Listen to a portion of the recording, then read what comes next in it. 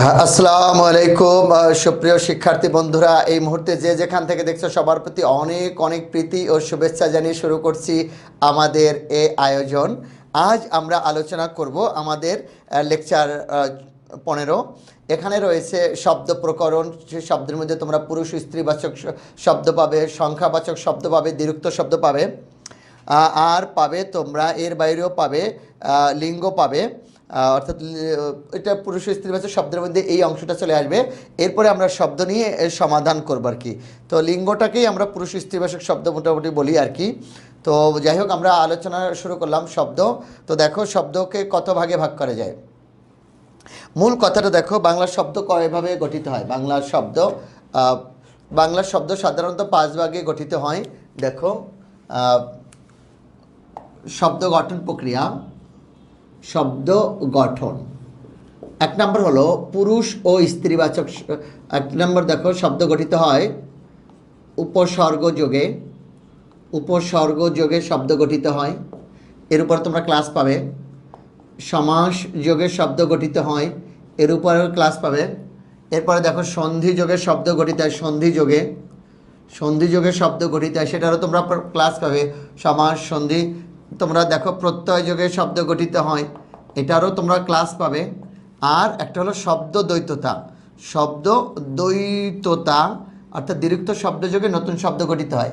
এখন প্রশ্ন হতে পারে স্যার, পুরুষ স্ত্রীবাচক যে শব্দগুলো বলেছেন বা লৈঙ্গিক যেটা শব্দ বলেছেন, এভাবে কোনো শব্দ গঠিত হয় কি না। এটা শব্দ পরিবর্তন হয় কিন্তু নতুন শব্দ গঠিত হয় না, শব্দ রূপান্তর হয় এক্ষেত্রে। তাহলে দেখো, বাংলা শব্দ কয়টি উপায়ে গঠিত হয়। বাংলা শব্দ 5টা উপায়ে গঠিত হয়। কি কি? উপসর্গ যোগে, সমাস যোগে, সন্ধি যোগে, প্রত্যয় যোগে ও দ্বিরুক্ত শব্দ যোগে। এটা একটু মনে রেখো, আমরা ডিটেলস আলোচনায় যাব। তো শব্দগুলো মনে রাখার প্রক্রিয়া, টেকনিক, কীভাবে তুমি মনে রাখবে সেই বিষয়ে আজকে আলোচনা হবে এবং একটি ম্যারাথন ক্লাস হবে। আশা করি তোমরা সকলে আমাদের সঙ্গে যুক্ত থাকবে এবং ভালো লাগবে। ওকে, তো তাহলে আমরা শুরু করি। আলহামদুলিল্লাহ। দেখো শব্দ, তাহলে বাংলা শব্দ শুরু হচ্ছে আমাদের শব্দ। তাহলে সবার আগে দেখো পুরুষ স্ত্রীবাচক শব্দ, যেটাকে লৌঙ্গিক শব্দ বলে। আমরা আজকের কিছু এমসিকিউ সলভ করবো তোমাদের বিগত দিনের। আমাদের হাতে রয়েছে আমাদের যে আজকের লেকচার প্ল্যানটা রয়েছে, শিট, তাই সেটা ধরে আমরা বিগত দিনের প্রশ্নগুলো সলভ করবো এবং কীরকম প্রশ্ন হতে পারে আশা করি তোমাদের ভালো লাগবে। হ্যাঁ, লিঙ্গ কীভাবে পরিবর্তন হয়, তবে যেটা লাগবে সেই জায়গাটা আমি যাচ্ছি আর কি। উভয় লিঙ্গ কোনটা, উভয় লিঙ্গ একটু দেখো। বাংলাতে খুব মনোযোগ দিয়ে দেখলেই হবে, একটু লক্ষ্য করো। সবার আগে দেখো পুরুষ ও স্ত্রীবাচক শব্দ। পুরুষ ও স্ত্রীবাচক শব্দ বাংলাতে পুরুষ ও স্ত্রীবাচক শব্দ সাধারণত 2 ভাবে সাধিত হয়। 2 ভাবে। এক হলো, দেখো তখন কিন্তু অর্থটা পরিবর্তন হয়ে যাবে। পুরুষ একরকম, 2 রকম। একটা হলো সাধারণ অর্থে, আর 2 হলো পতি পত্নী অর্থে। পতি পত্নী অর্থে বাংলাতে পুরুষ ও স্ত্রীবাচক 2 ভাবে। একটা হলো সাধারণ অর্থে, একটা পতি পত্নী অর্থে। একটা এখন সাধারণ অর্থে কি দেখো, ভাই বোন, এটা সাধারণ অর্থে। তারপরে তোমার দেখো ভাই বোন, কিন্তু পিতা মাতা এটা প্রতিপত্নী অর্থে। দাদা দিদি এটা সাধারণ অর্থে, কিন্তু দাদা বৌদি বা দাদা দাদি এটা কিন্তু প্রতিপত্নী। তাহলে বাংলাতে পুরুষ ও স্ত্রীবাচক শব্দ 2 ভাবে সাধিত হয়। 1 সাধারণ অর্থে, 2 প্রতিপত্নী অর্থে। 1 সাধারণ অর্থে, 2 প্রতিপত্নী অর্থে। এখন ক্লাসে একবার প্রশ্ন করেছিলাম, বলো তো যে মোরগ মুরগি এটা কি সাধারণ অর্থে না প্রতিপত্নী অর্থে? বললো স্যার প্রতিপত্নী। আমি বললাম না, এটা সাধারণ অর্থে। মোরগ মুরগি, ভেড়া ভেড়ি। এখন এটা তুমি মনে রাখবে কীভাবে, এটা বুঝবে কীভাবে? যদি কাজী অফিস লাগে তাহলে সেটা প্রতিপত্তি, আর কাজী অফিস ছাড়া যেটা হবে সেটা সাধারণ অর্থে। এটুকু শুধু মনে রাখো। যদি পুরোহিত লাগে তাহলে প্রতিপত্নী, আর পুরোহিত ছাড়া যদি কিছু ঘটে থাকে তাহলে সেটা সাধারণ অর্থে। আমি বুঝাতে পেরেছি? তাহলে বলো শিক্ষক শিক্ষার্থী এটা কি সাধারণ অর্থে না প্রতিপত্নী অর্থে? শিক্ষিকা বা শিক্ষক শিক্ষার্থী এটা হলো সাধারণ অর্থে, এটা প্রতিপত্তি না। নানা নানি প্রতিপত্নী। তাহলে তোমরা এটা বুঝতে পেরেছো, এটা নিয়ে কোনো ঝামেলা নেই। বাংলাতে পুরুষ ও স্ত্রীবাচক শব্দ দুইভাবে সাধিত হয়, এক সাধারণ অর্থে আর দুই পতিপত্নী অর্থে। ক্লিয়ার? এই অংশটা তো ক্লিয়ার। এখন সেইটা কতভাবে হতে পারে, আকার যোগ করে, রস্যিকার যোগ করে, দীর্ঘিকার যোগ করে, সেটা তো আছেই। সেই প্রক্রিয়াগুলো একটু পরে আসি আমরা। আর এটা তোমরা আমাদের শিটে দেয়াই আছে, এটা পড়লেই পারবে এবং এখান থেকে কোনো দরকার নেই। যেখান থেকে দরকার আমি সেটা আলোচনায় যাই, মূল আলোচনায় যেখান থেকে দরকার, কারণ আজকে শব্দের মতো একটি গুরুত্বপূর্ণ চ্যাপ্টার রয়েছে। শুধু তাই না, সংখ্যাবাচক শব্দ রয়েছে এবং যেখান থেকে সবচেয়ে বেশি আসে যে নিচের কোনটি নিত্য পুরুষবাচক শব্দ, নিচের কোনটি নিত্য স্ত্রীবাচক শব্দ, কোন শব্দটি লিঙ্গান্তর হয় না, এখান থেকে সবচেয়ে বেশি আসবে এবং সেই শব্দগুলো মুখস্থ রাখার কৌশল সহ, ঠিক আছে। তারপরে শব্দ ভাণ্ডার যেটা রয়েছে আজকে, সেই জায়গাটাও আমাদেরকে যেতে হবে, বুঝতে পারছো? শব্দ প্রকরণ কীভাবে তুমি মনে রাখবা, দেশি বিদেশি, তৎসম, অর্ধ তৎসম, তদ্ভব, ওই জায়গাটা অনেক গুরুত্বপূর্ণ একটি চ্যাপ্টার রয়েছে, ঠিক আছে। তো তোমরা যুক্ত থাকো, আশা করি ভালো লাগবে তোমাদের। ওকে, তো দেখো আলহামদুলিল্লাহ, তো যখন করোনার কারণে আমরা গৃহবন্দী, তখন তো এই অনলাইনটাই আমাদের জন্য সবচেয়ে গুরুত্বপূর্ণ, তাই না বলো? অনলাইনটাই তো আমাদের জন্য সবচেয়ে মজার। আর কি করার বলো? তো আমি আলোচনাটা একটু আবারও শুরু করলাম, আলোচনায় যাচ্ছি। দেখো তাহলে দুই রকম, একটা হলো সাধারণ অর্থে আর একটা হলো পতিপত্নী অর্থে। বাংলাতে পুরুষ স্ত্রীবাচক শব্দ দুইভাবে সাধিত হয়, কি? একটা হলো সাধারণ অর্থে আর একটা হলো পতিপত্নী অর্থে, পতিপত্নী অর্থে। ওকে, ডান। এবার দেখো তুমি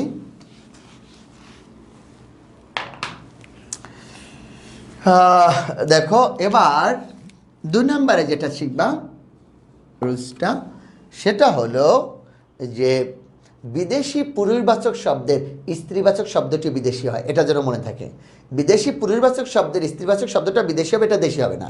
যেমন দেখো, অর্থটা আমি পরে যাচ্ছি, যে খান, খানম, বাদশা, বাদশা, বেগম, সুলতান, সুলতানা, খান, খানম, বাদশা, বেগম, সুলতান, সুলতানা, মোহতারিম, মোহতারিম, মোহতারিমা।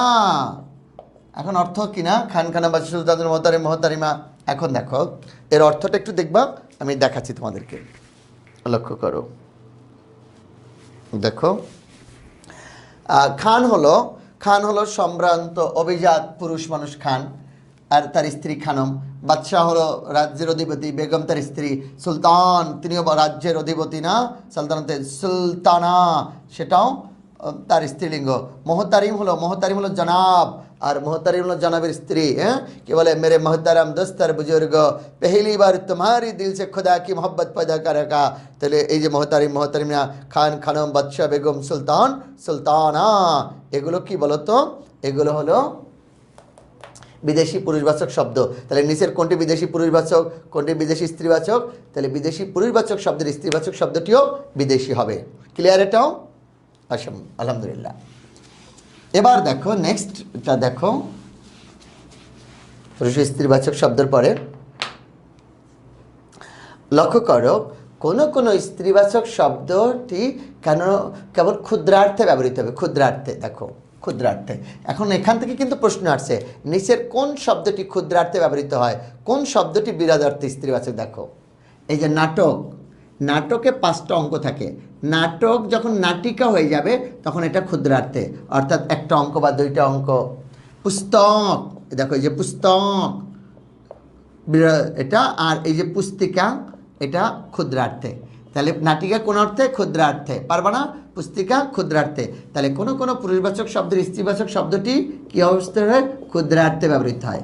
এখন দেখো, মেয়ে বলে সবসময় কি ছোট হবে? না, কখনো কখনো স্ত্রীবাচক শব্দটি বিরোধার্থে ব্যবহৃত হয়, বিরোধার্থে। এখন কোন শব্দটি বিরোধার্থে সেটা একটু দেখো। যেমন দেখো অরণ্য, অরণ্য, অরণ্যানি। তারপরে হিম, যেমন বরফ, তুষার, ঠান্ডা, হিমানি। অরণ্য, অরণ্যানি, হিম, হিমানি, এটা হলো বিরোধার্থে। তাহলে হিমানি কি অর্থে? আইস, ঠান্ডা, বরফ, হিম। আর বিশাল আইসবার্গ যেটা, সেটা হলো হিমানি।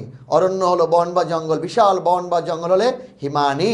তাহলে এটা পায় তোমরা বলো, অরণ্য অরণ্যানি, হিম হিমানি, এটা হলো বৃহদার্থে। তাহলে কোনটা ক্ষুদ্রার্থে কোনটা বৃহদার্থে। এখন দেখো আমরা আরও গুরুত্বপূর্ণ আলোচনায় যাব, সেটা একটু দেখো। এখান থেকে প্রশ্ন এসেছে কোন শব্দটির দুটি পুরুষবাচক শব্দ রয়েছে, কোন শব্দটির দুটি স্ত্রীবাচক শব্দ রয়েছে, সেরকম আগে দেখো।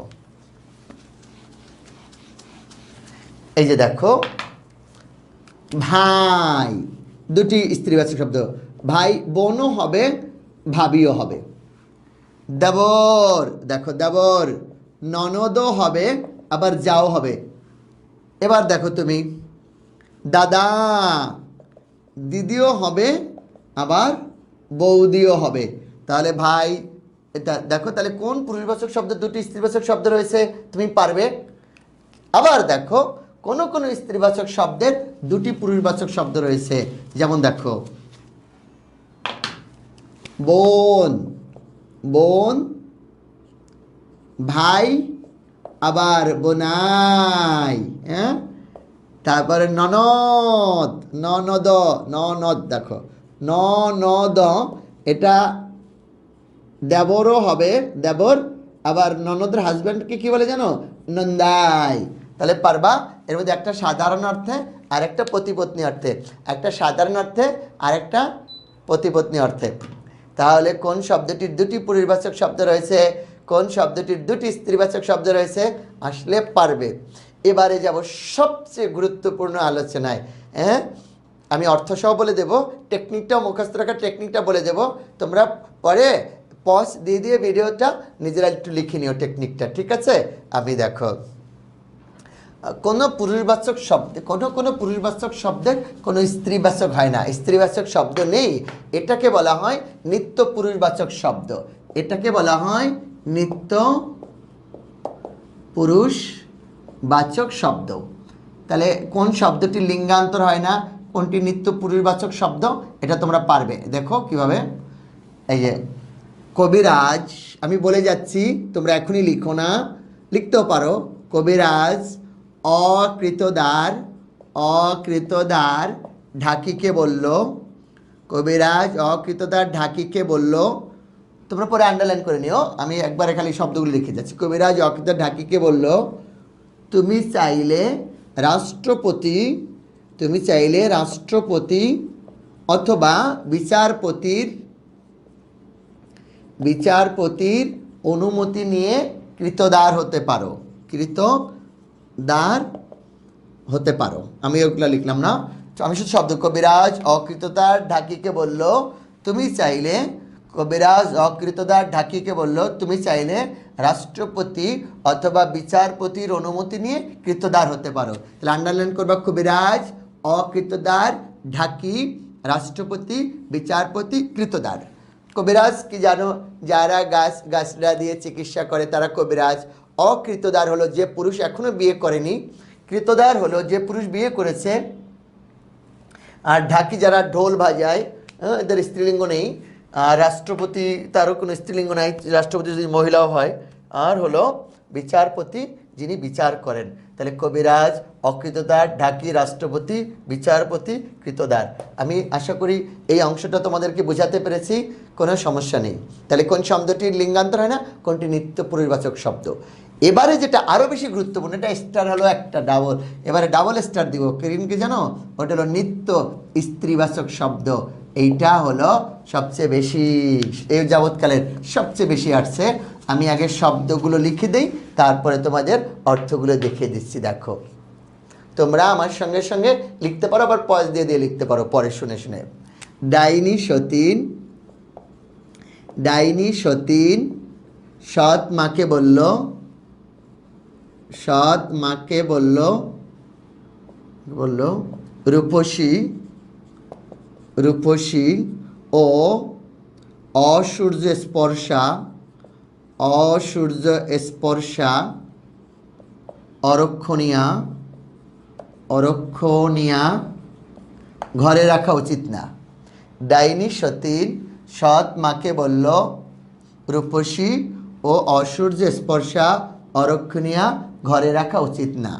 শাক চুন্নি যদি জানতে পারে যে শাক চুন্নি যদি জানতে পারে যে সজনী ও ধ্বনি সজনী ও ধ্বনি ধ্বনি এওর সঙ্গে হাত মিলিয়েছে তাহলে সধবা ও বিধবাদের হাত থেকে দাইমাকে বাঁচানো যাবে না। দাইমাকে বা ধাত্রী তাও যদি হয় একই, দাইমাকে বা দাইমাকে বাঁচানো যাবে না। দেখো তোমরা কীভাবে লিখবা, আবারও বলতেছি, ডাইনি সতীন সৎ মাকে বলল রূপসী ও অসূর্যের স্পর্শা অরক্ষণীয়া ঘরে রাখা উচিত না। শাঁকচুন্নি যদি জানতে পারে যে সজনীয় ধ্বনি এওর সঙ্গে হাত মিলিয়েছে তাহলে সধবা ও বিধবাদের হাত থেকে দাইমাকে বাঁচানো যাবে না। দেখো ডাইনি হলো, এবার অর্থগুলো একটু শোনো, তোমরা যারা রূপকথার গল্প জানো তারা জানো, অর্থগুলো একটু শুনে নাও, শোনার সময় কিন্তু লিখবা না, পরে পয়স দিয়ে লিখবা। ডাইনি হলো খারাপ মেয়েরা না, যাদের কথা অনেক বলা আছে মায়াদাহীন। সতীন হলো, সতীন এটা জানো, এটা নিয়ে বোঝাতে হবে না, সৎ মা না, সৎ ভালো মা, যিনি ভালো মা। কিন্তু সৎমাকে কি বলি আমরা, স্টেপ মাদার যেটা, তাই না, তাকে সৎমা বলা হয়। রূপসী হলো খুবই সুন্দরী, অসম্ভব রকমের সুন্দরী। অসূর্য স্পর্শা, যে নারীকে এখন পর্যন্ত সূর্যের আলো স্পর্শ করেনি, অসূর্য স্পর্শা। অরক্ষণীয় হলো যাকে রক্ষা করা যাচ্ছে না। শাকচুন্নি হলো খারাপ মেয়েদের প্রেতাত্মা, শাকচুন্নি। সজনী হলো সখী, সজনী গো ভালোবেসে এত জ্বালা কেন বোঝো না। ধ্বনি হলো, তোমরা গান শুনছো কিন্তু বুঝছো না, যুবতী। সোহাগ চাঁদ বদনী ধ্বনি নাচো তো দেখি বালা, এই ধ্বনি যুবতী। এও হলো একটি নির্দিষ্ট সময় অতিক্রম করার পরে পাত্রস্থ করার মতো কন্যা, উপযুক্ত কন্যাকে এও বলা হয়। সধবা হলো যার স্বামী বেঁচে আছেন, বিধবা হলো যার স্বামী বেঁচে নেই। দাইমা হলো যারা মাতৃত্বকালীন মাকে সহায়তা করেন, আর ধাত্রীও তিনি। তাহলে একটু লক্ষ্য করো পুরো লাইনটি আবারও বলি। ডাইনি সতীন সৎমাকে বলল রূপসী ও অসূর্য স্পর্শা অরক্ষণীয়া ঘরে রাখা উচিত না। শাকচুন্নি যদি জানতে পারে যে সজনীয় ধ্বনি এর সঙ্গে হাত মিলিয়েছে তাহলে সধবা ও বিধবাদের হাত থেকে দাইমাকে বাঁচানো যাবে না। ওকে, আশা করি এর মধ্যেই কমন পড়বে। তাহলে পুরুষ ও স্ত্রীবাচক শব্দ বুঝেছো। আর একটা হলো এই যে মোরগ মুরগি, ভাই বোন, দাদা দাদি, নানা নানি, এগুলো পড়ানোর কিছুই নেই, এটা তোমরা সবাই জানো এগুলো। আর এগুলো বিসিএস বা এরকম job related university admission test এগুলোতে এগুলো আসে না। ভাই বোন, বড় দাদা দাদি, নানা নানি, এই যেগুলো দরকার ছিল সেটা আমরা আলোচনা করে ফেলেছি। ওকে, তাহলে পুরুষ ও স্ত্রীবাচক শব্দ গেল।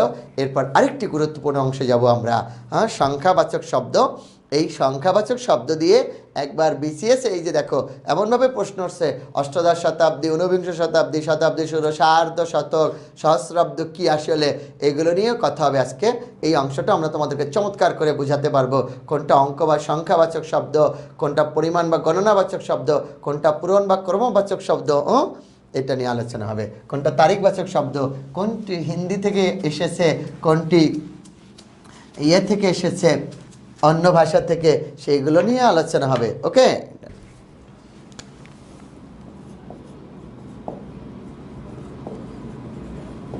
সংখ্যাবাচক শব্দ খুব মনোযোগ দিয়ে দেখতে হবে এটা, কারণ এখান থেকেই প্রশ্ন কীভাবে হয় দেখো তুমি, কীভাবে প্রশ্ন হয়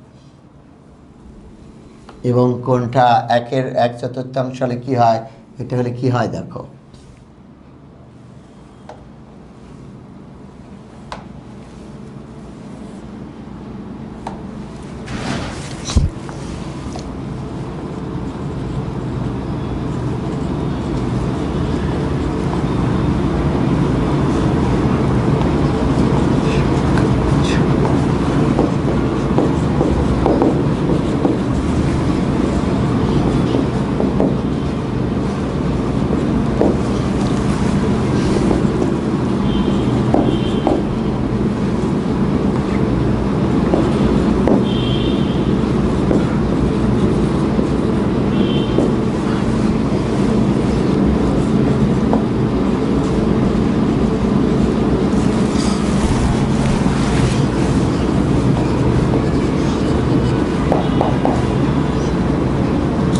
18, 19, 20, 21। দেখো এটা অঙ্ক বা সংখ্যাবাচক, যখন কাউন্ট হবে এটা অঙ্ক বা সংখ্যাবাচক। দুই পরিমাণ বা গণনাবাচক কি দেখো, যখন তুমি 1 লিখবে এটা পরিমাণবাচক বা গণনাবাচক, 2, 3, 4, এটা আমার সাথে তো বুঝে গেছো। এই যে দেখো 18 কি হবে, 18, 19, 19 একসময় দীর্ঘিকার দিয়ে হতো, এখন রসিকার হবে কিন্তু। তারপরে 20,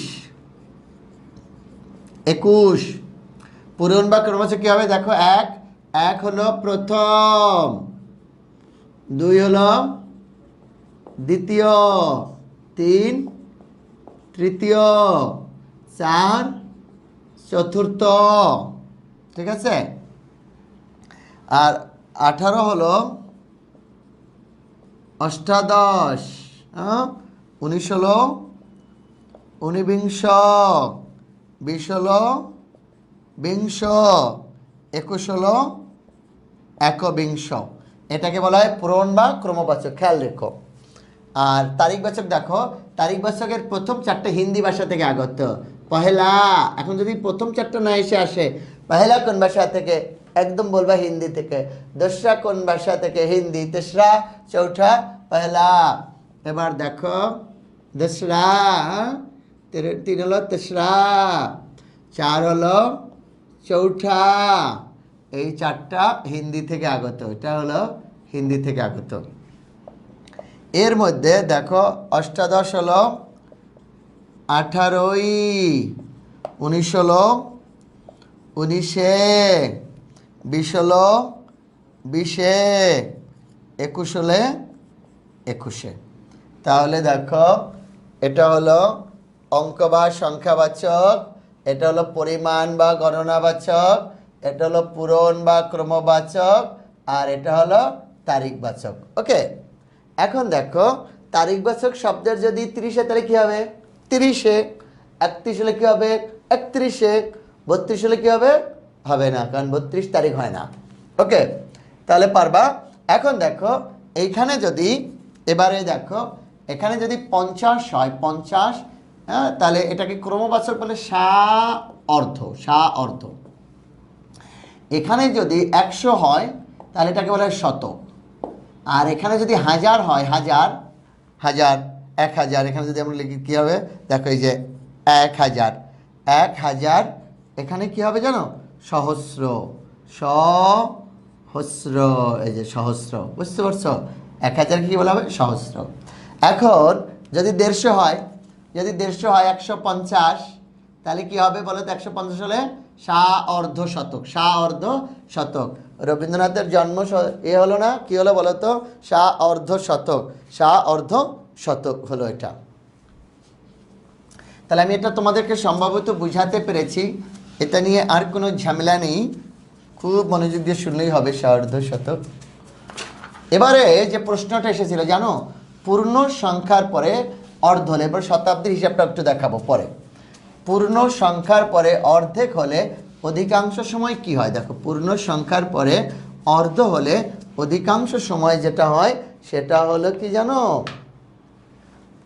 পূর্ণ সংখ্যার পরে অর্ধ হলে অধিকাংশ সময় সাড়ে হয়, সাড়ে। কেন দেখো, 1-এর পরে যদি অর্ধ হয় সেটা হয় 1.5, 2-এর পরে যদি অর্ধ হয় সেটা হয় 2.5, 3-এর পরে যদি অর্ধ হয় তাহলে কি হবে জানো, 3.5, 3.5, 4.5, 5.5, 6.5, পূর্ণ সংখ্যার পর অর্ধ হলে সাড়ে, এটা হলো সাড়ে। ঠিক আছে, এবার ঠিক আছে, পূর্ণ সংখ্যার পর অর্ধ হলে অধিকাংশ সময় কি হয়, সাড়ে হয়, সাড়ে। তাহলে 1.5, 2.5, সাড়ে, এটা গেল এটা। তারপরে তাহলে তুমি এটা নিয়ে আর কোনো ঝামেলা নেই, 3.5, 4.5, 5.5 গেল, 10.5, 11.5, 12.5। আর কি, আর তো কোনো, আরেকটা আছে দেখো, শোয়া আছে, শোয়া। এই যে 1/4 যেটাকে বলে 1/4, এটা হলো শোয়া, এটা পারবে 1/4। আর দেখো 1/3 যখন, 4/3, এই যে 4-এর 3 যখন হয়, 4-এর 3-এ, এটাকে বলা হয় পৌনে, এটাকে বলা হয় পৌনে, পৌনে 1, পৌনে 2। এটা কিন্তু পৌনে কত জানো, এটা পৌনে 2 হবে, এটা পৌনে 2 হবে, পৌনে 2। কারণ পরের সংখ্যাটা ধরে, কারণ দেখো শুধু 4-এর 3, 4 তৃতীয়াংশ যদি হয় তাহলে হবে পৌনে 1, পৌনে 1, পৌনে 2, ঠিক আছে? এটা বোঝাতে পারছি? রাত 12টার পরে দেখেন, এই যে দেখো রাত 12টার পরে যদি 4 তৃতীয়াংশ হয় তাহলে পৌনে 1টা হবে। এটা হবে কি বলো তো? পৌনে 1টা বা পৌনে 13টা। রেলের টাইম অনুযায়ী যদি দুপুরের পর হয় তাহলে পৌনে 13টা হবে, ঠিক আছে? আর এমনিতে ধরো এটাকে বলা হয়, এই যে দেখো 1/4, আবার দেখো 1/3, 3-এর 1 হলে বলা হয় 1/3। এগুলো তোমরা এমনি পারবে, এগুলো নিয়ে আর কোনো ঝামেলা নেই। তাহলে পৌনে, সোয়া, সাড়ে, দেড়, আড়াই, এগুলো নিয়ে কোনো ঝামেলা নেই। ঝামেলাটা কি দেখো, এসেছিল কবিওয়ালা ও শায়েরদের উদ্ভব ও বিকাশ কোন শতাব্দীতে? দেখো কবিওয়ালা ও শায়েরদেরকে ভারতচন্দ্র রায় গুণাকর মারা গেলেন 1760 খ্রিস্টাব্দে। এমনিতে এটা বলতেছি, তোমরা মনে রেখো, এটা লাগবে ওই যে শতাব্দীর হিসাবটা বোঝানোর জন্য। ভারতচন্দ্র রায় গুণাকর মারা গেলেন 1760 খ্রিস্টাব্দে, মধ্যযুগ শেষ। আর আধুনিকতা 1801 সালে শুরু হলেও মূলত 1861 সালে মাইকেল মধুসূদন দত্তের মেঘনাদ বধ কাব্য প্রকাশের মধ্য দিয়ে বাংলা সাহিত্যে আধুনিকতার সূত্রপাত। তাহলে দেখো এটা কোন শতাব্দীর? এটা হলো অষ্টাদশ শতাব্দীর, অষ্টাদশ শতাব্দীর শেষ, অষ্টাদশ শতাব্দীর শেষ। আর এটা হলো ঊনবিংশ শতাব্দীর শুরু, ঊনবিংশ শতাব্দীর শুরু। এখন তোমার প্রশ্ন হতে পারে, স্যার এটা ঊনবিংশ হইলো কি লেখা? এটা কোন আপনি আমারে, হ্যাঁ? এটা লিখছেন 18, তাহলে অষ্টাদশ হবে। এটা লিখছেন 17 হবে সপ্তদশ, তাহলে এটা অষ্টাদশ এবং ঊনবিংশ কেন হলো? দেখো লক্ষ্য করো, কবি আব্দুল হাকিম জন্মগ্রহণ করেছিলেন 1620 খ্রিস্টাব্দে সন্দিবেশ সুধারামপুর, আর মারা গেলেন আনুমানিক, আর মারা গেলেন 1690 খ্রিস্টাব্দে। এটা কোন শতাব্দীর ঘটনা জানো? সপ্তদশ। সপ্তদশ মানে 17। স্যার লিখতেছেন 16, বলতেছেন 17, কেন? কেন একটু শোনো। কারণ কারো জন্ম যদি হয় 120 খ্রিস্টাব্দে আর মারা যায় যদি 190 খ্রিস্টাব্দে, তাহলে এটা কোন শতাব্দী? এটা হলো দ্বিতীয় শতাব্দী, দ্বিতীয়। কারো জন্ম যদি হয় অনলি 20 খ্রিস্টাব্দে আর মারা যায় অনলি 90 খ্রিস্টাব্দে, এটা কোন শতাব্দীর ঘটনা? এটা প্রথম শতাব্দীর ঘটনা। তাহলে একটা একটা করে অ্যাডভান্স হবে, ঠিক আছে? প্রথম, তারপরে দ্বিতীয়, তৃতীয়, এরকম করে করে একটা একটা করে কি হবে? অ্যাডভান্স হবে।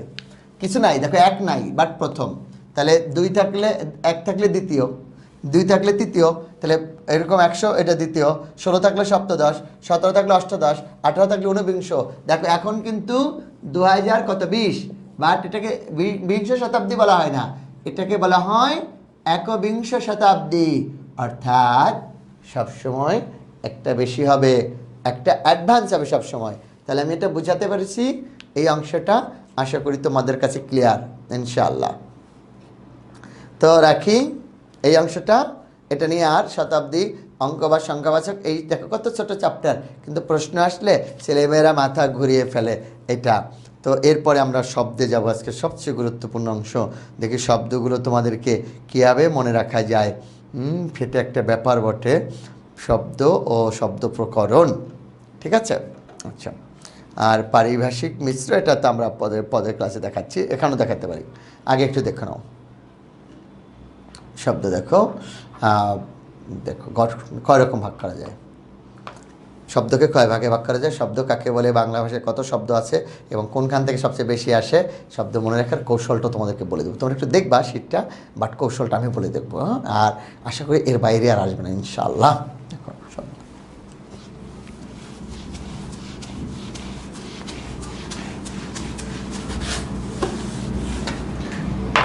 শব্দ, দেখো শব্দ,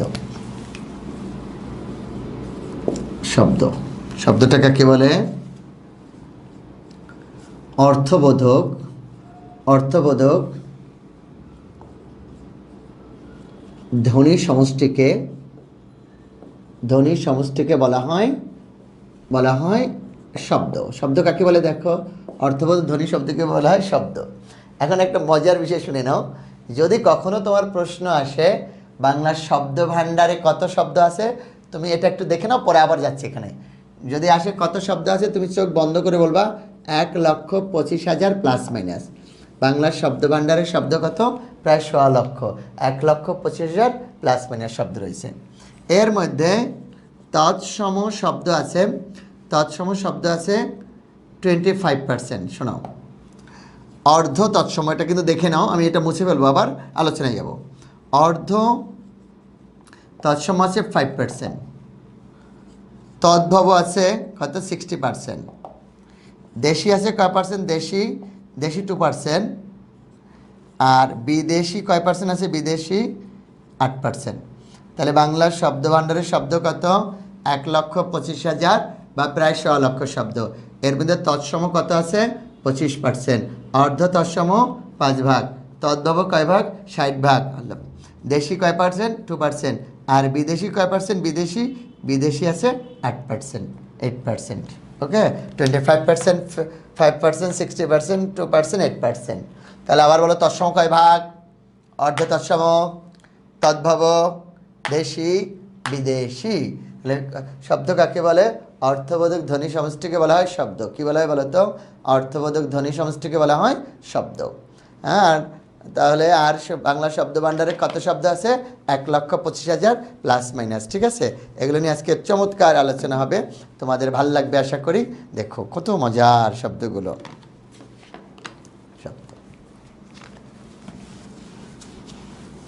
পারিভাষিক শব্দ আমাদের পরের লেকচারে রয়েছে, সুতরাং এখনই আমাদের এটা নিয়ে তাড়াহুড়া না করলে চলবে। দেখো, তাহলে শব্দকে বিভিন্ন ভাগে ভাগ করা যায়। শব্দ কাকে বলে? অর্থবোধক ধ্বনি সমষ্টিকে বলা হয় শব্দ।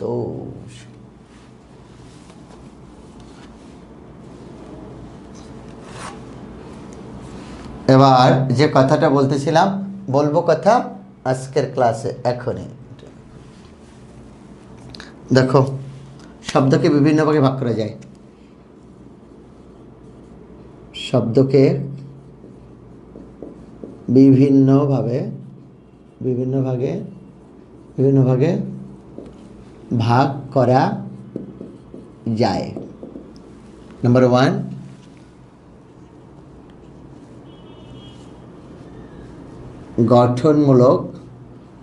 গঠনমূলক শ্রেণীবিভাগ। ক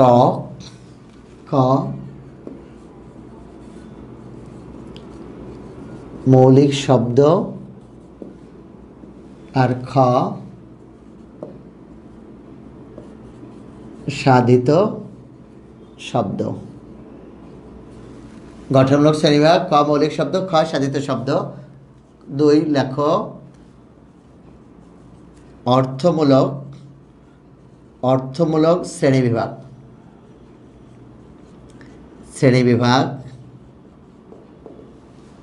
ক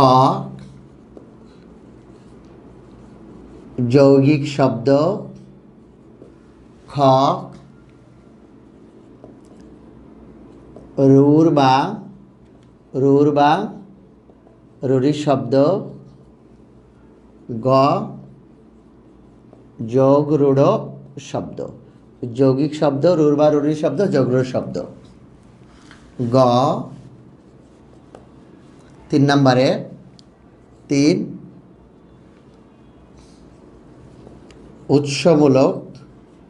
উৎসমূলক শ্রেণীবিভাগ।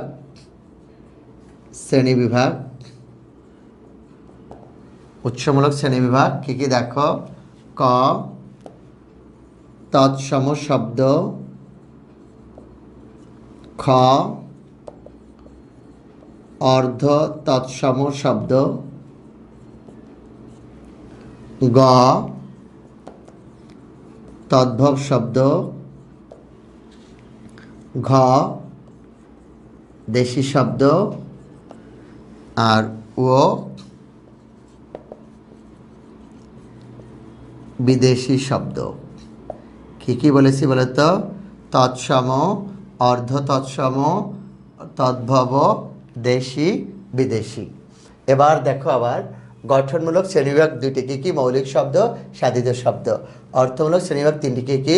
যৌগিক শব্দ, রূঢ় বা রূঢ়ি শব্দ, যোগ রূঢ় শব্দ। আর উৎসমূলক শ্রেণীবিভাগ কি? তৎসম, অর্ধতৎসম তদ্ভব দেশি বিদেশি। হ্যাঁ, তাহলে আবার দেখো গঠনমূলক শ্রেণীবিভাগ কয়টি? দুইটি। কী কী? মৌলিক শব্দ, সাধিত শব্দ।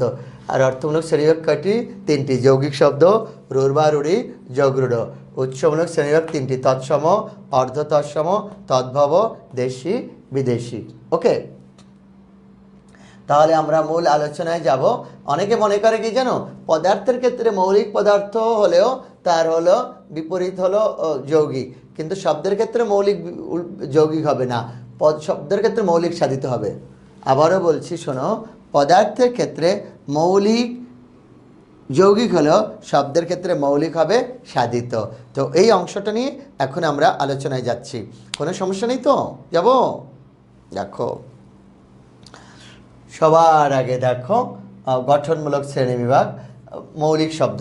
একদম সোজা কথা বলি, যে সকল শব্দকে ভাঙলে বা বিশ্লেষণ করলে আলাদা অর্থবোধক কোনো শব্দ পাওয়া যায় না, সে সকল শব্দকে বলা হয় মৌলিক শব্দ। কি বলছি দেখো তো, যে সকল শব্দকে ভাঙলে বা বিশ্লেষণ করলে আলাদা অর্থবোধক কোনো শব্দ পাওয়া যায় না, সে সকল শব্দকে বলা হয় মৌলিক শব্দ। কয়েকটি উদাহরণ দিচ্ছি, তারপর কথা হবে। যেমন নাক, কান, তিল, তিন, গোলাপ। নাক, কান, তিল, তিন, গোলাপ। বুঝতে পারছো? এখন ওরা মনে করছে কি, ওরা আবার টেকনিকে মুখস্থ করে, নাকের উপর কালো তিলের, লাল গোলাপের, কত কিছু। কেন রে? বললো স্যার এই কয়টাই তো মৌলিক শব্দ। আরে তোমারে কে কইছে এই কয়টা মৌলিক শব্দ? বলে সব বইয়ে তো স্যার এই কয়টাই দেখি। আচ্ছা শোনো, সব বইয়ে এই কটা থাকলে কি করে হবে? দেখো, বুঝতে পারলে তোমার আর মুখস্থ করতে হবে না। যেমন দেখো তুমি, এই যে হাত একটা আছে না, হাত মৌলিক। চুল আছে না, চুল মৌলিক। সাধিত না হলেই মৌলিক। পা আছে না, মৌলিক। গলা মৌলিক।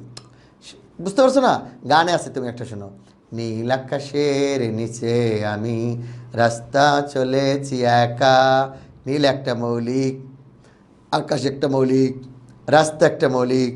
তাহলে তুমি দেখো, একটা গানের যদি একটা লাইনে এতগুলো মৌলিক শব্দ থাকে, তাহলে ওই গানে কতগুলো মৌলিক শব্দ আছে। তাহলে বাংলার শব্দ ভাণ্ডারে কতগুলো মৌলিক শব্দ আছে। অর্থাৎ সাধিত না হলেই তো মৌলিক। যেমন বিদ্যালয়, দেখো বিদ্যা একটা মৌলিক, আলয় একটা মৌলিক শব্দ। নবান্ন, নব একটা মৌলিক, অন্য একটা মৌলিক। লাল, লাল, লাল একটা মৌলিক, লাল লাল মৌলিক শব্দ। তাহলে সাধিত না হলেই মৌলিক, এটা বুঝাতে পারছি? এখন আসলে তুমি পারবো না। এখন স্যার আমি সাধিত, এটা বুঝবো কীভাবে? সেই কথাটাই দেখতেছি যে দেখো সাধিত শব্দ। আগে আমি সংজ্ঞাটা লিখে দিচ্ছি, বুঝতে পেলে? সাধিত শব্দ তাহলে মৌলিক শব্দটা কি, সংজ্ঞাটাই বলছি, তোমরা পরে লিখে নিও। যে সকল শব্দকে ভাঙলে বা বিশ্লেষণ করলে আলাদা অর্থবোধক কোনো শব্দ পাওয়া যায় না, সে সকল শব্দকে বলা হয় মৌলিক শব্দ। যে সকল শব্দকে ভাঙলে বা বিশ্লেষণ করলে আলাদা অর্থবোধক কোনো শব্দ পাওয়া যায় না, সে সকল শব্দকে বলা হয় মৌলিক শব্দ। এবার দেখো সাধিত শব্দ। সাধিত শব্দ দেখো, সাধিত শব্দ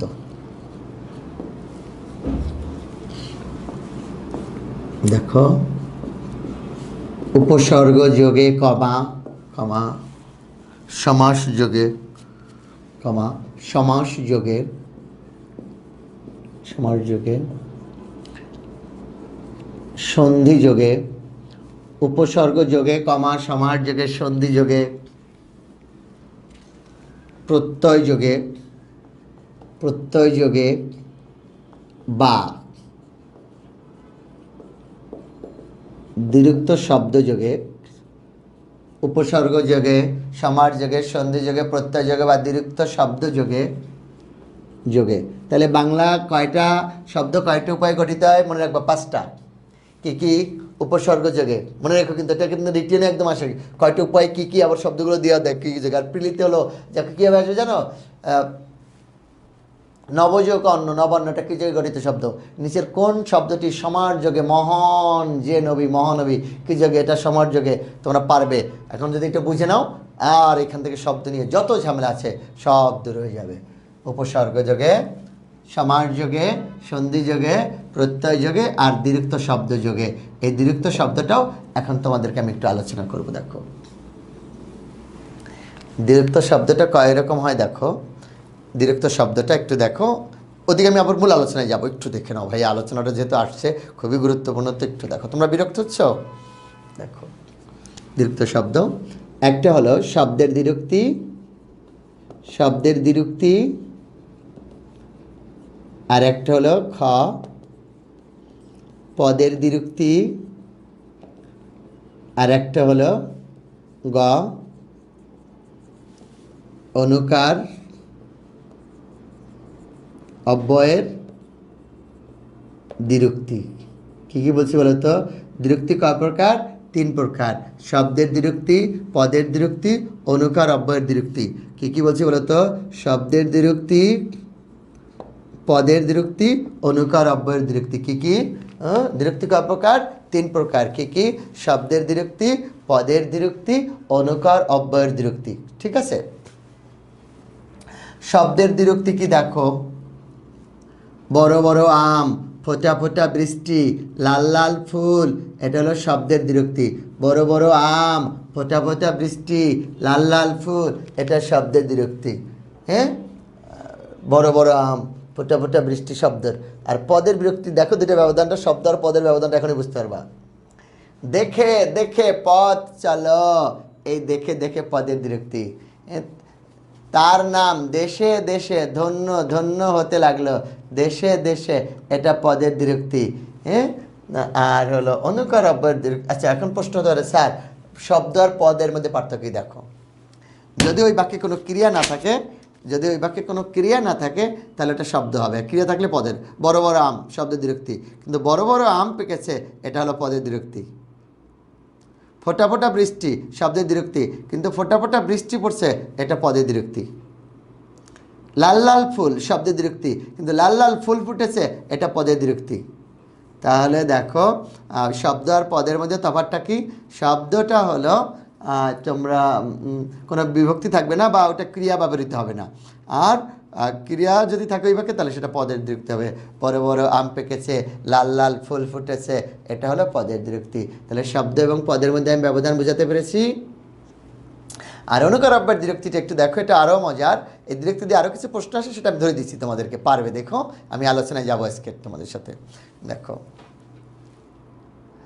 3টা জিনিস, একটা হলো বস্তুর ধ্বনি, আর একটা হলো প্রাণীর ধ্বনি, আর একটা যদি অনুভূতিজাত হয়। একটা বস্তুর ধ্বনি, একটা প্রাণীর ধ্বনি, আর একটা যদি অনুভূতিজাত হয়, তাহলে সেটা কি হবে জানো? সেটা হবে, বলো সেটা কি হবে? সেটা হলো কি কি বলেছি বলো তো? ইয়ে বস্তুর ধ্বনি, প্রাণীর ধ্বনি বা অনুভূতিজাত। বস্তু কি দেখো, শুকনো পাতার ধ্বনি মরমর। তারপরে এই যে মেয়েরা কলসিতে জল নেয় না, এটা দেখো চালাত চালাত শব্দ হয়, বুঝতে পারছো? কলসি। তারপরে এগুলো বস্তুর ধ্বনি। বাতাস শস্য শব্দ করে, বস্তুর ধ্বনি। আর প্রাণীর ধ্বনি, লোকটি ভ্যা ভ্যা করে কেঁদে দিছে, হাঁসটি প্যাক প্যাক করছে, কোকিল কুহু কুহু করছে, কাক কাকা করছে, এটা প্রাণীর ধ্বনি। আর একটা হলো অনুভূতিজাত, দেখা যায় না, কিন্তু অনুভব করা যায়।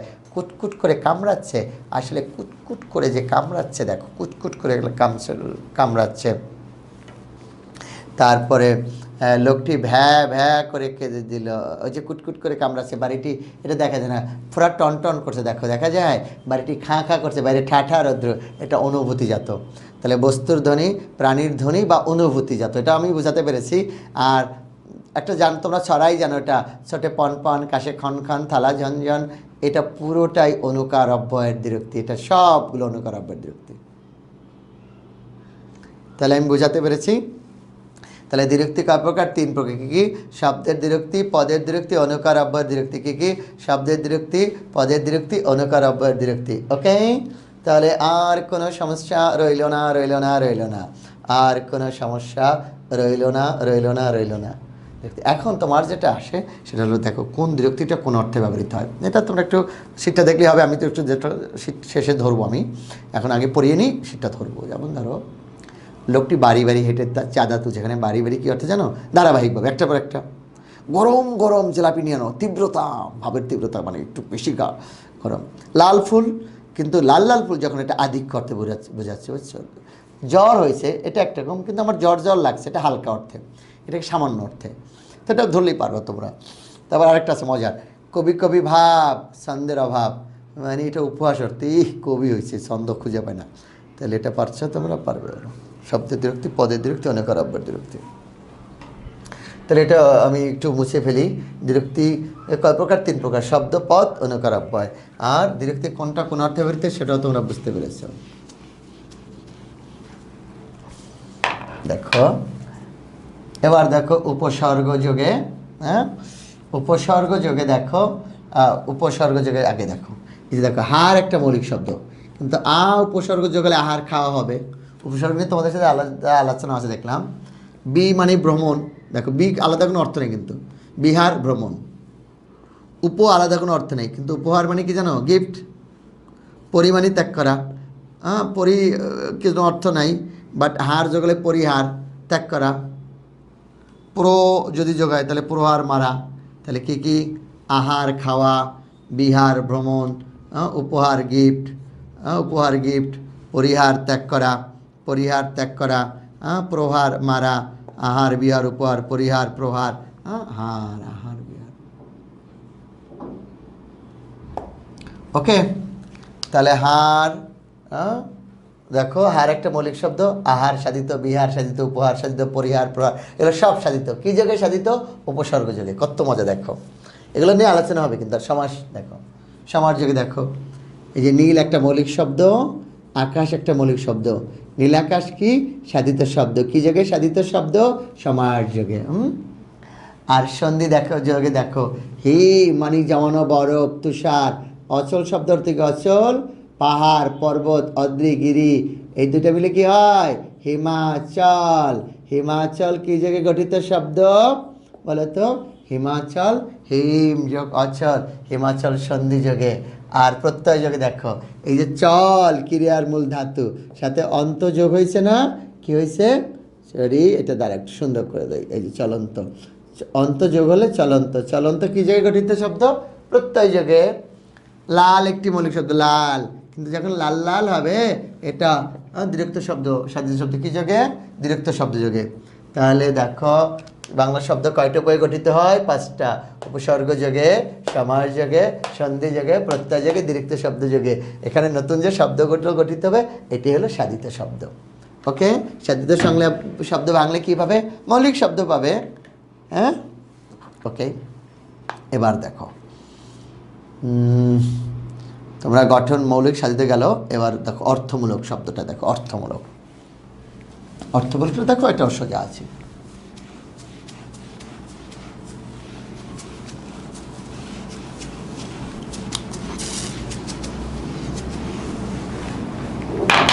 অর্থমূলকটা দেখো,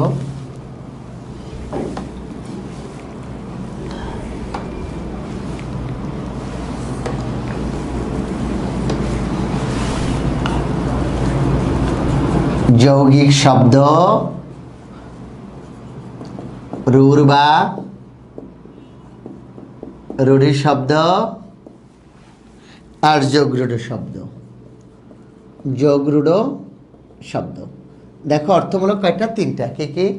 যৌগিক শব্দ, রূঢ় বা রূঢ়, যোগরূঢ়। এখন প্রশ্ন হতে পারে, স্যার যৌগিক কি? হ্যাঁ, দেখো যৌগিক শব্দ হলো যে সকল শব্দের ব্যুৎপত্তিগত অর্থ, ব্যুৎপত্তিগত অর্থ আর ব্যবহারিক অর্থ একই। এখন প্রশ্ন হতে পারে, স্যার ব্যুৎপত্তি আর ব্যবহারিক অর্থ এটিতে বুঝলাম না। ব্যুৎপত্তি মানে হলো উৎপত্তি দিক, অর্থাৎ বিশ্লেষণগত দিক, উৎপত্তিগত দিক, এবং ব্যবহারিক অর্থ একই, সেই শব্দটাকে বলা হয় যৌগিক শব্দ। তাহলে যে সকল শব্দের ব্যুৎপত্তিগত অর্থ আর ব্যবহারিক অর্থ একই, সেই শব্দগুলোকে বলা হয় যৌগিক শব্দ। ব্যুৎপত্তিগত অর্থ, যেমন দেখো এই যে কর্তব্য, এই যে কর্তব্য, কর্তব্য দেখো গায়ক, গায়ক, বাবুয়ানা, বাবুয়ানা, দৌহিত্র, কর্তব্য গায়ক বাবুয়ানা দৌহিত্র, পৌত্র, কর্তব্য গায়ক বাবুয়ানা দৌহিত্র, পৌত্র।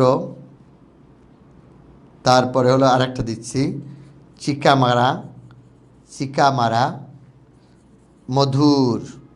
কর্তব্য দেখো আমার সঙ্গে একটু বলো, কর্তব্য গায়ক বাবুয়ানা, দৌহিত্র, পৌত্র, চিকামারা, মধুর। কর্তব্য দেখো বাঙালি কি হয়, ক্রি মানে কাজ, তব্য উচিত, যে কাজ করা উচিত।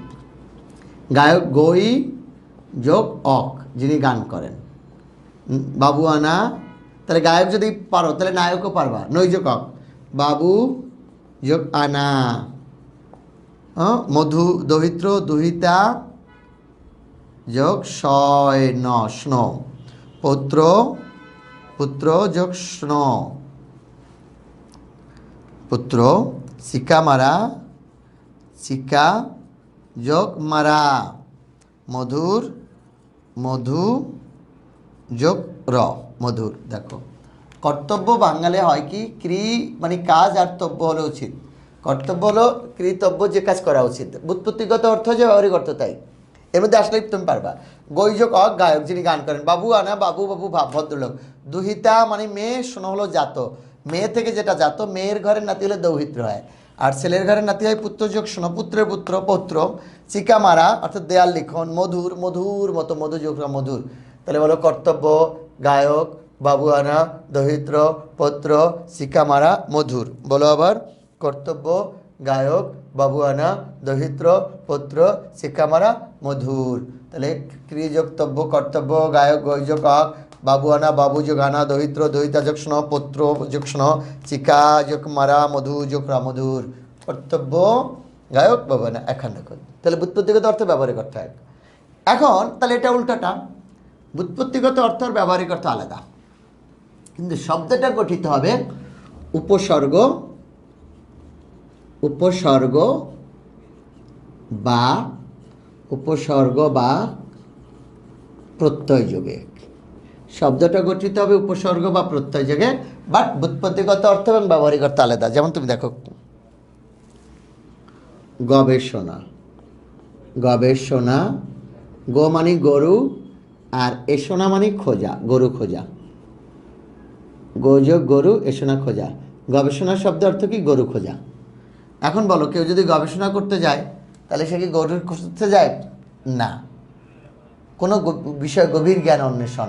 এই জন্য শব্দটা হলো রুড়বারুড়ি, গবেষণা। দেখো হস্তি, হস্তি, হস্ত মানে হাত, হস্ত মানে হাত, ইন হলো প্রত্যয়, হাত আছে যার, কিন্তু হস্তি হাত আছে না, কি হাত থাকলেই তো হস্তি হয়, বিশেষ তৃণভোজী পশু, এই জন্য এটা রুড়বারুড়ি। বাঁশি দেখো, বাঁশি, বাঁশ যোগ ই, বাঁশ দিয়ে তৈরি। এখন বাঁশ দিয়ে তৈরি কী হলে বাঁশি হয়? তাহলে আমি মেলা থেকে তালপাতার এক বাঁশি কিনে এনেছি, তাহলে তালপাতা দিয়ে তাসি হবে? তাসি হয় না, না বাঁশি। তাহলে দেখো গবেষণা, এগুলো সব রুড়বারুড়ি, কিন্তু খেয়াল রেখো গবেষণা। বাঁশি। তৈল দেখো, তৈল, তিল যোগ, তিল যোগ স্ন, তৈল। তাহলে তুমি এটাকে কী বলবা? তৈল কি দিয়ে? তিল থেকে হলে তৈল হয়, সয়াবিন, নারকেল, তাহলে তৈল হলো কেন? গরমের তৈল। এবার সন্দেশ দেখো, সন্দেশ, সমমানিক খবর, আর দেশ, দেশের খবরাখবর। তাহলে সন্দেশ বললে কি আমরা খবরাখবর বুঝি না মিষ্টি বুঝি? প্রবীণ দেখো, প্রবীণ, খুব ভালোভাবে যিনি ভালোভাবে বিন বাজাতে পারেন তিনি প্রবীণ, কিন্তু প্রবীণ বলে আমরা কি বুঝি? অভিজ্ঞ বয়স্ক ব্যক্তি। তারপরে দেখো পাঞ্জাবি, পাঞ্জাবি এর মানে দেখো পাঞ্জাব, পাঞ্জাব, এখন মাত্রা হয় না, যোগ ই, পাঞ্জাবের অধিবাসী। কিন্তু পাঞ্জাবি বলে পাঞ্জাবের অধিবাসী বুঝি না বিশেষ পোশাককে বুঝি বলো? তাহলে এই জন্য এটা রুড়বার রুড়ি শব্দ। গবেষণা, হস্তি, বাঁশি, তৈল, সন্দেশ, এটা তাহলে বসে হবে সন্দেশ, প্রবীণ, পাঞ্জাবি, পাঞ্জাবি। তাহলে কর্তব্য গায়ক, বাবুয়ানা, দৌহিত্র, পৌত্র, চিকামারা, মধুর, এগুলো হলো যৌগিক শব্দ। গবেষণা, হস্তি, বাঁশি, তৈল, সন্দেশ, প্রবীণ, পাঞ্জাবি, এগুলো হলো রুড়বারুড়ি। আর যোগরুড়ো কি তাহলে? তাহলে ব্যুৎপত্তিগত অর্থ আর ব্যবহারিক অর্থ এক হলে যৌগিক শব্দ, আর ব্যুৎপত্তিগত অর্থ এবং ব্যবহারিক অর্থ ভিন্ন হলে এটা হলো রুড়বারুড়ি শব্দ। আর যোগরূঢ় শব্দটা কি দেখো, যোগরূঢ় শব্দটা হলো এই শব্দটা সমাস নিষ্পন্ন হবে, তবে অনেকগুলো অর্থের মধ্যে একটা অর্থ নিয়েছে। সমাস নিষ্পন্ন একটা শব্দ, এর ব্যাসবাক্যের অনুগামী একটা বিশেষ অর্থ ব্যবহার করেছে, আর কিছু না। সমাস নিষ্পন্ন হবে। দেখো পঙ্কজ, এই যে পঙ্কজ, পঙ্কজ পঙ্কে মানে কাদায় জন্মে যা, পঙ্কজ পঙ্কে জন্মে যা। তো কাদায় তো কত কিছু হয়, শৈবাল হয়, শ্যাওলা হয়, শালুক হয়, পদ্ম হয়, কচু হয়, কচুরি হয়, কিন্তু বর্তমান অর্থ নিচ্ছে একটা কি, পদ্ম ফুল। জলে ভাসা পদ্ম আমি শুধুই পেলাম ছলনা, এটা পঙ্কজ। হ্যাঁ, জলে দেখো এই যে জলধি, জলধি জল ধারণ করে যা, তাহলে আধুনিক জলধি হলে বাড়ির ট্যাঙ্কিগুলো হবে, বোতল হবে, কিন্তু সমুদ্র জল ধারণ করে যা, কত কিছুই হতে পারে একটা নিচে। এই যে জলদ, দেখো জলদ, জলদ জল দান করে যা, কিন্তু মেঘ। মহাযাত্রা, দেখো মহাযাত্রা, মহাসমারোহে যাত্রা, কিন্তু অর্থ নিচে একটা মৃত্যু। বিনা পানি, দেখো বিনা বাদ্যযন্ত্র পানি হাত, যার হাতে বিনা আছেন তিনি হলেন বিনা পানি। তাহলে পঙ্কজ, জলদি, জলদ, মহাযাত্রা, বিনা পানি। এবার দেখো রাজপুত, রাজপুত, রাজপুত মানে রাজার পুত্র, কিন্তু জাতি হিসাবে ব্যবহার করেছে। তাহলে পঙ্কজ, জলদি, জলদ, মহাযাত্রা, বিনা পানি, রাজপুত। আবার বলো কি কি, পঙ্কজ, জলধি, জলদ, ও পঙ্কজ, জলধি, জলদ, মহাযাত্রা, বিনা পানি, রাজপুত। এগুলো কী ধরনের শব্দ? এটা হলো যৌগরূঢ় শব্দ। তাহলে যৌগিক শব্দ কি? হ্যাঁ, যৌগিক শব্দ হলো ব্যুৎপত্তিগত অর্থ আর ব্যবহারিক অর্থ একই। আর উপসর্গ বা প্রত্যয় যুগে শব্দগুলো গঠিত হয়, কিন্তু ব্যুৎপত্তিগত অর্থ আর ব্যবহারিক অর্থ আলাদা। আর যৌগরূঢ় কি, যে সমাস নিষ্পন্ন যে সকল শব্দ তার সমস্যমান পদগুলোর অনুগামী না হয়ে যখন অন্য কোনো বিশেষ অর্থ গ্রহণ করে সে সকল শব্দকে বলে যৌগরূঢ় শব্দ। সমাস নিষ্পন্ন যে সকল শব্দ তার সমস্যমান পদগুলোর অনুগামী না হয়ে যখন একটি বিশেষ অর্থ গ্রহণ করে সেটাকে বলা হয় যৌগরূঢ় শব্দ। ওকে, তো এইটুকু মোটামুটি আলোচ্য বিষয় ছিল। এবার একটু আমরা এটাকে ক্লোজ করে ফেলি।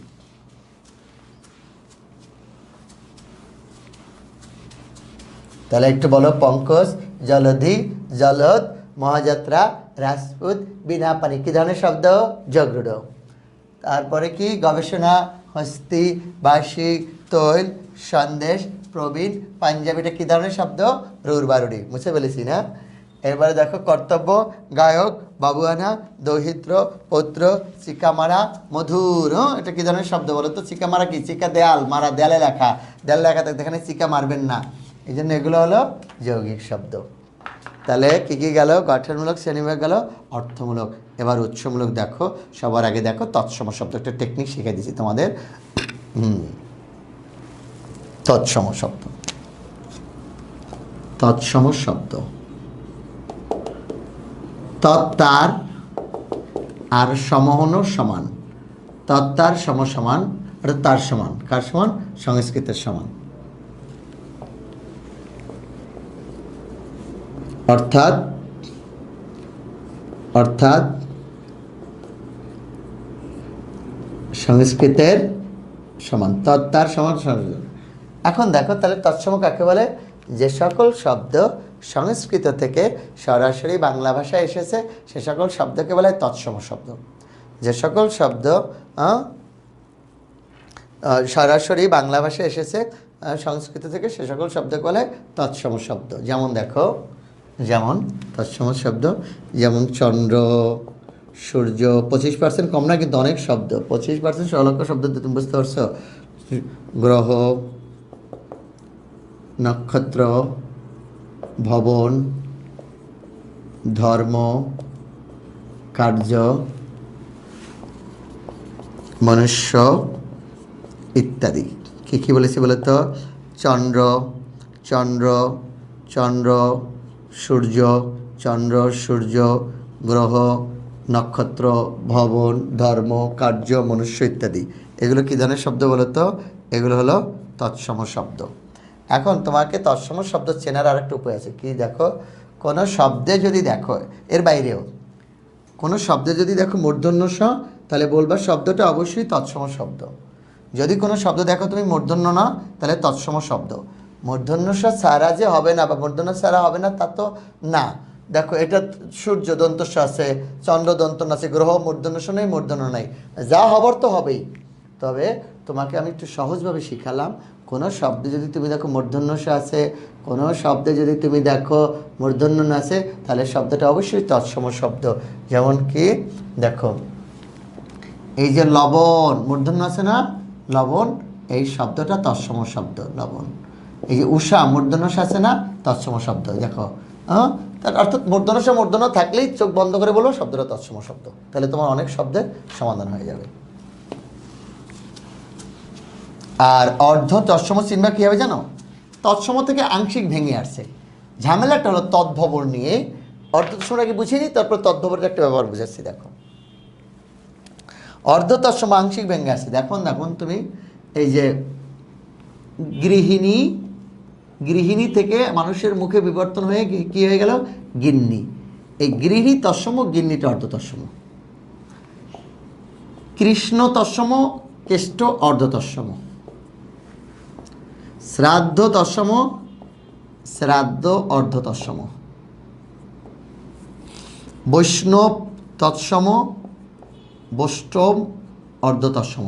তাহলে গৃহিণী, গিন্নি, কৃষ্ণ, কেষ্ট, শ্রাদ্ধ, বৈষ্ণব, এগুলো হলো অর্ধ তৎসম শব্দ, আংশিক ভেঙে আসছে। তাহলে তদ্ভবটাকে এখন লক্ষ্য করো। তদ্ভবটা হলো, আমি একটু উদাহরণ দিই তারপরে।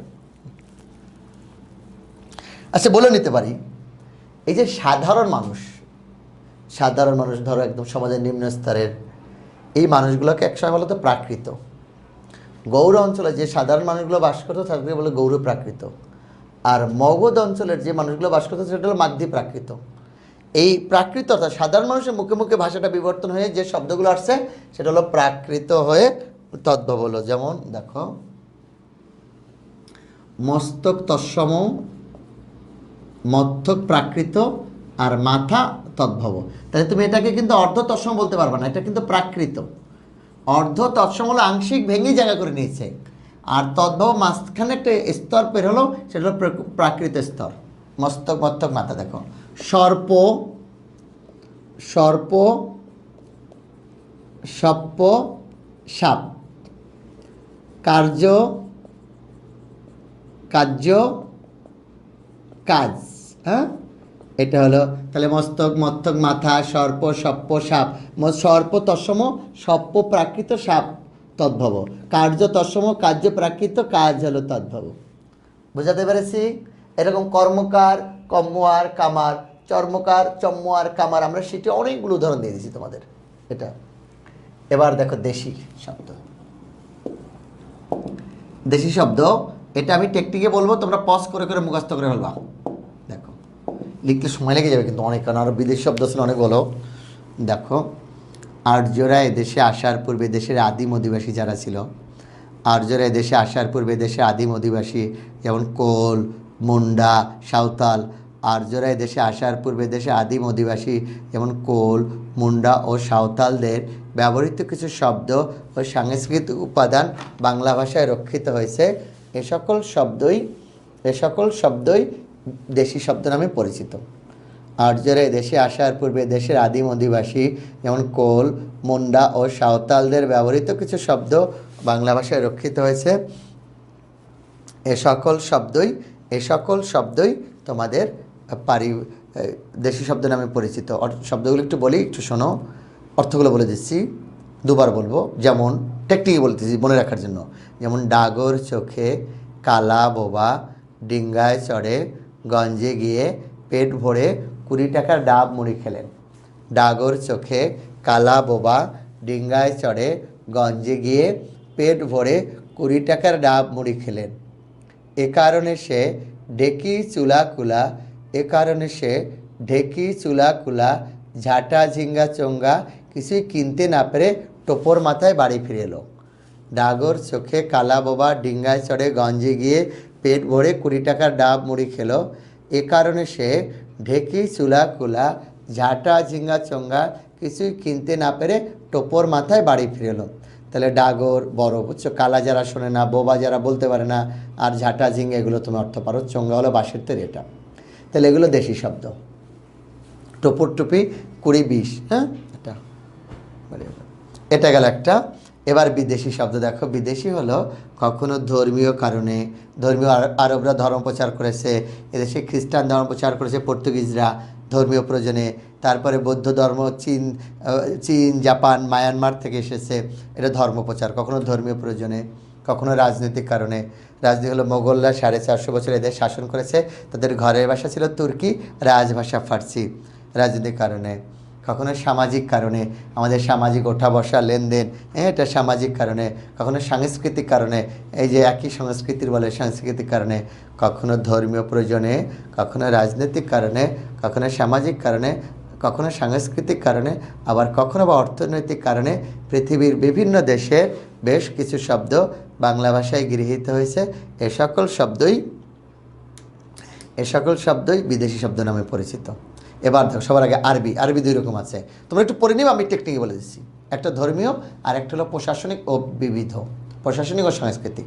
ধর্মীয় দেখো, আল্লাহ ইমানদার ইনসানকে জানালেন যে সালাত সাওম আদায় করো, হজ করো, জাকাত দাও, তওবা করে তসবিহ পড়ো, কুরআন হাদিস অনুযায়ী হালাল হারাম মেনে চলে, অজু গোসল করে, কুরবানি করো, তাহলে জাহান্নামের পরিবর্তে জান্নাতে দাখিল করা হবে। আমি আরেকবার বলছি, আল্লাহ ইমানদার ইনসানকে জানালেন যে সালাত সাওম আদায় করো, হজ করো, জাকাত দাও, তওবা করে তসবিহ করো, কোরআন হাদিস অনুযায়ী হালাল হারাম মেনে চলে, অজু গোসল করে, কুরবানি করো, তাহলে জাহান্নামের পরিবর্তে জান্নাতে দাখিল করাবে। তাহলে আল্লাহ, ইমান, ইনসান, জান্নাত, জাহান্নাম, তওবা, তসবিহ, কুরআন হাদিস, হালাল হারাম, অজু গোসল করবেন। আর আরবি প্রশাসনিক ও বিবিধ শব্দটা একটু দেখো। আরবি প্রশাসনিক ও বিবিধ দেখো, মহকুমার মুন্সেফ। মহকুমা হলো এখনকার জেলাটা সাব ডিস্ট্রিক্ট, মুন্সেফ হলো জাজ। মহকুমার মুন্সেফ আদালতের এজলাসে উকিল মুক্তারের কথা শুনে, কিতাব কানুন দেখে, দোয়াতের কলম দিয়ে মামলা খারিজ করে আলেমের পক্ষে রায় দিলেন। কারণ ঈদের দিন নগদ বাকির কথা মাথায় না রেখে গাইবি কোনো কিস্সা শুনলে আখেরে আক্কেল হবে। মহকুমা, মুন্সেফ, এগুলো সব কি বলতো, এগুলো হলো তোমার আরবি প্রশাসনিক ও বিবিধ শব্দ। এবার দেখো ফার্সি শব্দ, ফার্সি ধর্মীয়। দেখো, খোদা ফেরেশতার মাধ্যমে পয়গম্বরকে জানালেন যে নামাজ পড়ো, রোজা রাখো, তাহলে দোজখের পরিবর্তে বেহেশত দেওয়া হবে। গুড। ওরা বলছে আল্লাহ, এরা বলেছেন খোদা। ওনারা বলেছেন নামাজ, এরা সালাত, এরা বলছে নামাজ। ওনারা বলেছেন সাওম, এরা বলেছে রোজা। কথা কিন্তু থাকি। এবার দেখো ফার্সি প্রশাসনিক ও বিবিধ শব্দ। দেখো, বাদশাহ। বাদশাহ বেগমকে নিয়ে চশমা চোখে, চশমা কিন্তু তাহলে ফার্সি। বাদশাহ বেগমকে নিয়ে চশমা চোখে তোষক কারখানায় গেলেন। এটা দেখে বদমাস মেথর বান্দা রসদ মানে খাবার দাবার, রসদ আমদানি রপ্তানি বাদ দিয়ে হাঙ্গামা শুরু করলো। এ কারণে জিন্দা জানোয়ার নমুনা সংগ্রহ না করে মুর্দা হয়ে ফিরল। বাদশাহ বেগমকে নিয়ে চশমা চোখে তোষক কারখানায় গেলেন। এটা দেখে বদমাস মেথর বান্দা রসদ আমদানি রপ্তানি বাদ দিয়ে হাঙ্গামা শুরু করলো। এ কারণে জিন্দা জানোয়ার নমুনা সংগ্রহ না করে মুর্দা হয়ে ফিরল। তাহলে বাদশাহ বেগম, চশমা, তোষক, বদমাস, মেথর, রসদ আমদানি রপ্তানি হাঙ্গামা, এগুলো সব ফার্সি। এবার দেখো পর্তুগিজ। একটা কথা মনে রেখো, তালা কিন্তু গুজরাটি শব্দ, আর চাবি পর্তুগিজ। চাবি পর্তুগিজ হলো, তালা কিন্তু গুজরাটি। আমি আসতেছি, একটু শুনে নাও। তাহলে দেখো গুজরাটি অনেক শব্দ, কিন্তু আমি ইম্পর্টেন্টগুলো বলতেছি। গির্জার পাদ্রি, কামরাঙ্গা, আনারস, আপেল, পেয়ারা, পেঁপে, জলপাই, পাউরুটি খেতে খেতে আলপিনকে আলকাত্রা মার্কা হয়ে বসে আছে। এটা দেখে ক্রুশবিদ্ধ যিশু হাঁটছে। কারণ আবারও শোনো, বাদশাহ বেগমকে নিয়ে, আচ্ছা ওইটা গির্জার পাদ্রি, কামরাঙ্গা, আনারস, আপেল, পেয়ারা, পেঁপে, জলপাই, পাউরুটি খেতে খেতে আলপিন খেয়ে আলকাত্রা মার্কা হয়ে বসে আছে। এ কারণে ক্রুশবিদ্ধ যিশু হাঁটছে। কারণ সাবান, তলে বালতি সব গুদামের আলমারিতে, অথচ চাবি নেই। তাহলে বাদশাহ বেগম, চশমা, তোষক, এগুলো সব তোমার এই যে গির্জা, পাদ্রি, কামরাঙ্গা, আনারস, আপেল, এগুলো সব পর্তুগিজ শব্দ। এবার তুর্কি শব্দ দেখো, উজবুক চাকরকে চাকুনি আসতে দেখে দারোগা বাবা তোপ দাগালেন। তোপ কামানের গোলা। উজবুক চাকরকে চাকুনি আসতে দেখে দারোগা বাবা তোপ দাগালেন। এটা হলো কি জানো, এটা সব তুর্কি শব্দ। এবার ফার্সি হলো ইরানের ভাষার, ফরাসি হলো ফ্রান্সের ভাষা। ফরাসি দেখো, বুর্জোয়া কার্তুজের জন্য ডিপোতে বসে না থেকে রেস্তোরাঁয় গিয়ে কুপন ধরে বিস্কুট খেলেন। বুর্জোয়া কার্তুজ। এবার বার্মিজ দেখো, ফুঙ্গি, ফুঙ্গি মানে বৌদ্ধ ভিক্ষু, লুঙ্গি হলো আমরা যেটা পড়ি, ফুঙ্গি ঘুগনির আশায় লুঙ্গি পরে কিয়াং যায়। ফুঙ্গি ঘুগনির আশায় লুঙ্গি পরে কিয়াং যায়। লুঙ্গি ফুঙ্গি ঘুগনি কিয়াং বলো। এবার চীনা শব্দ দেখো, চা, চিনি না এনে এলাচি, লিচু এবং লুচি এনেছে কেন? চীনা শব্দ দেখো, চা, চিনি না এনে এলাচি, লিচু এবং লুচি এনেছে। চা, চিনি, এলাচি, লিচু, লুচি, চীনা। আবার জাপানি শব্দ দেখো, জাপানি, রিক্সাওয়ালা প্যাগোডায় না গিয়ে হাসনা আনার গন্ধ নিয়ে হারিকিরি করে বসলো। রিক্সা প্যাগোডা হাসনা আনা হারিকিরি, রিক্সাওয়ালা প্যাগোডায় না গিয়ে হাসনা আনার গন্ধ নিয়ে হারিকিরি করে বসলো রিক্সা।